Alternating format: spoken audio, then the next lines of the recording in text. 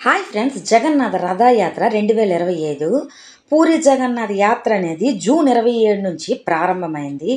భూమిపై ఉన్న వైకుంఠం అని పిలువబడే 4 ధామాల్లో జగన్నాథ ఆలయం ఒకటి.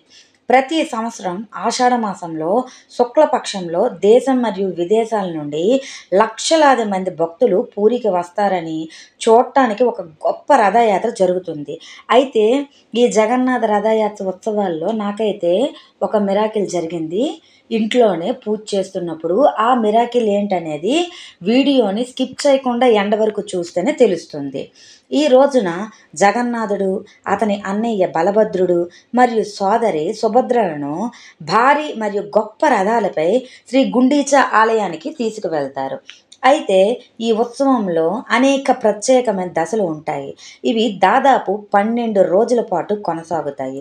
ఈసారి ఈ ఉత్సవం జూన్ 27 నుండి ప్రారంభమై జూలై 8న ముగుస్తుంది. పూరి జగన్నాథ ఆలయం 4 ధామాల్లో ఒకటి. ఇది హిందూ తీర్థయాత్ర స్థలం. ఈ సమయంలో జగన్నాథుడు తన సోదరుడు బలభద్రుడు మరియు సోదరి సుభద్రతో కలిసి రథంపై కూర్చుంటాడు. జగన్నాథ రథయాత్రకు ప్రత్యేక ప్రాముఖ్యత ఉంది. ప్రపంచం నలుమూలల నుండి భక్తులు ఈ పవిత్ర ప్రయాణంలో పాల్గొనడానికి వస్తారు. జగన్నాథన్ రథయాత్రలో పాల్గొనడం మరియు రథాన్ని లాగడం నమ్ముతారు. ఇక్కడ చర ఆచారాన్ని వ్యవహరిస్తారు. చర అంటే జగన్నాథుని రథయాత్ర పూరిలోని జగన్నాథ ఆలయం నుండి ప్రారంభమై గుండీచా ఆలయం వరకు కొనసాగుతుంది. ఈ యాత్రలో మొదటి రోజు చర ఆచారం నిర్వహిస్తారు. కానీ చర ఆచారం అంటే ఏంటి? ఒడిస్సా మహారాజు బంగారు చీపురుతో రథాన్ని శుభ్రం చేసే సాంప్రదాయం పురాతన కాలం నుండి కొనసాగుతుంది. ఈ బంగారు చీపురుతో రథాన్ని శుభ్రం చేసే ప్రక్రియను చర ఆచారం అంటారు. మరియు ఆ తర్వాత రథయాత్ర ప్రారంభమవుతుంది. భక్తులు భగవంతుని రథాన్ని లాగుతారు. దీని తర్వాత జూలై 1న హేరా పంచమి ఆచారం నిర్వహిస్తారు. జూలై 4న రథయాత్ర గుండీచా ఆలయం నుండి బహుదా అని పిలువబడే జగన్నాథుని ప్రధాన ఆలయానికి వెళ్తుంది. తరువాత జూలై 5న జగన్నాథుడు ప్రధాన ఆలయానికి తిరిగి వస్తాడు. అక్కడ ఆయనకు గొప్ప స్వాగతం లభిస్తుంది. అసలు రథయాత్ర ఎందుకు నిర్వహిస్తారు?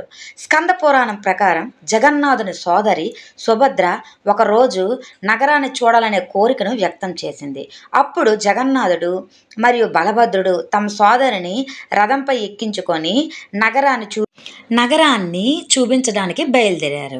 ఈ ప్రయాణంలో వారు తమ అత్త గుండీచా ఇంటికి వెళ్ళి 7 రోజులు అక్కడే ఉన్నారు. అప్పటి నుండి జగన్నాథ రథయాత్ర సాంప్రదాయం అయితే ప్రారంభమైంది. నేను పూజ చేస్తున్నప్పుడు ఒక మిరాకిల్ కనిపించిందని చెప్పాను కదా.